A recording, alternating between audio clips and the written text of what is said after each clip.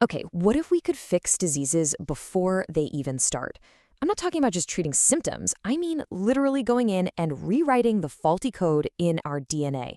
Sounds like something out of a sci-fi movie, right? Well, it's not. It's the reality of a truly groundbreaking technology called CRISPR. And look at this. This quote, this isn't from some Hollywood script. It's from a real medical report pointing to a brand new reality. Therapy for one. Think about that. Medicine's so incredibly precise. It's designed just for you, for your unique genetic code. It all came down to a single typo. One wrong letter in a book 3 billion letters long. That's all that stood between a newborn baby and a healthy life. And doctors, using CRISPR, were able to go in and fix it. Just fix it. This one case is the perfect starting point to understand the incredible power we're about to dive into. So the big question is, how on earth did they do it? Let's start right there, with this one patient and this one cure, because it really shows you just how personal and powerful this technology can be. I mean, can you imagine? You're the parents of a newborn diagnosed with a fatal genetic disorder. The only hope has always been a super risky liver transplant, but for this particular child, doctors had something new, a therapy built from the ground up, just for them. And get this, within a matter of months, they designed it, they administered it, they corrected that single tiny mistake in the child's DNA, and they saved their life. Just incredible. But here's what's so fascinating. This tool, the one that performed this absolute medical miracle, it wasn't dreamed up in some futuristic high-tech lab. Nope. It's been around for billions of years, hiding in a place you would absolutely never expect. So to really get this, we have to go back, way back. We're going to leave the hospital behind and zoom all the way down into the microscopic world, because that's where we'll find the original source, a secret weapon used by bacteria. CRISPR. Yeah, it's a bit of a mouthful, isn't it? Clustered, regularly interspaced, short palindromic repeats. But don't worry about the name. The idea behind it is actually pretty simple.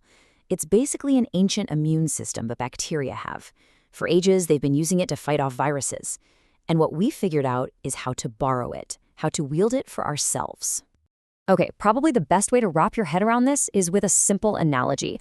Think of it like this. Your DNA is the massive instruction manual for your body. A single gene is like one sentence in that manual. And the CRISPR system, well, that's like the find and replace tool in your word processor. It lets us hunt down a specific typo, that faulty gene, and swap it out with the correct spelling. And the journey to get here has been pretty incredible. It all started back in the 80s, with scientists noticing these weird repeating patterns in the DNA of all things, yogurt bacteria. It was just a scientific curiosity. Then, fast forward to 2012, and that's the real watershed moment. That's when Jennifer Doudna and Emmanuel Charpentier figured out how to reprogram it, unlocking its true potential to edit pretty much any DNA in any organism. A discovery so big, it won them the Nobel Prize. All right, so how does this find and replace function actually work on a molecular level? Let's zoom in and look at the nitty-gritty, how CRISPR performs this kind of genetic surgery. It really boils down to 3 simple steps. First, you have to target. Scientists create this little piece of RNA, a guide RNA, that's basically a GPS coordinate. It leads a special enzyme, Cas9, to the exact location in the DNA. Step 2, cut. Once the Cas9 enzyme arrives, it acts like a pair of molecular scissors and snips right through both strands of the DNA. And finally, step 3 is repair. As soon as that cut is made, the cell's own natural repair crew rushes in to fix the break. And that third step, the repair, that's where the real magic happens. See, once CRISPR makes the cut, scientists can kind of hijack the cell's natural repair process. They have 2 main options. They can just let the cell patch up the break on its own, which usually messes up the gene and disables it. We call that a knockout. Or they can slip in a new, correct piece of DNA. The cell's repair crew sees this new template and uses it to rewrite the code perfectly. And that's a knock-in. It's incredibly clever. Okay, so now that we've got a handle on the mechanics, let's zoom back out. Because the impact this tool is having is, well, it's revolutionary. It's changing entire industries, from the future of medicine all the way to the food on your plate. In medicine, this is a total game changer. We're talking about a shift from just managing chronic diseases to actually aiming for one-time cures. Think about this, a single treatment that could permanently fix something like sickle cell anemia or cystic fibrosis. We're even programming it to act like a little heat-seeking missile, to hunt down and destroy viruses like HIV, right where they hide inside our own DNA. And its impact on agriculture is just as huge. Scientists are using CRISPR to create crops that don't need harsh pesticides or crops that can actually survive droughts and heat waves as our climate changes. They're even boosting the vitamin content of staple foods. We're already seeing things like disease-resistant rice and mushrooms that stay fresh and don't brown. It's all about building a much more resilient and sustainable food supply for everyone. And believe it or not, this is just the beginning. The technology itself is evolving at lightning speed.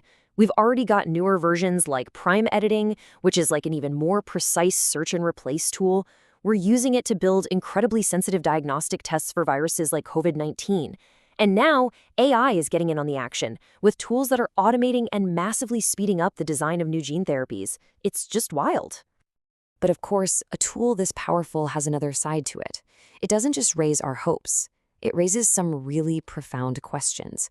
We now have to face the enormous responsibility that comes with having the power to literally rewrite the code of life. And that brings us right to the heart of the great debate, the one question that really frames this whole conversation. We have the ability to do things that were once pure science fiction, but just because we can, does that mean we should? And this is why the debate is so urgent right now. You see, before CRISPR came along, gene editing was slow, it was incredibly expensive, and it was really complex. Only a few specialized labs could do it. But CRISPR completely changed the game. It made gene editing fast, cheap, and honestly, pretty easy to do. It democratized the technology, putting it in the hands of scientists everywhere, and that's what's forcing us to face these huge ethical questions head-on. So the real challenge is figuring out how to navigate all of this. On one hand, there are still technical hurdles to solve, like making absolutely sure we don't make accidental cuts in the wrong place. But the societal dilemmas, they're even bigger. For instance, where do we draw the line?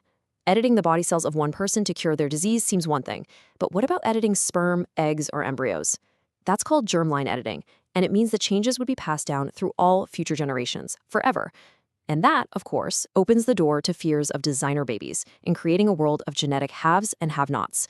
It's a massive issue, and it's why the conversation around regulation is so incredibly important right now. Ultimately, we're at a genuine turning point in human history. The power to edit life itself is no longer a question of if, it's here. And this quote just says it all, doesn't it? The question ahead isn't really about whether we can change life, it's about whether we'll have the wisdom to change it wisely.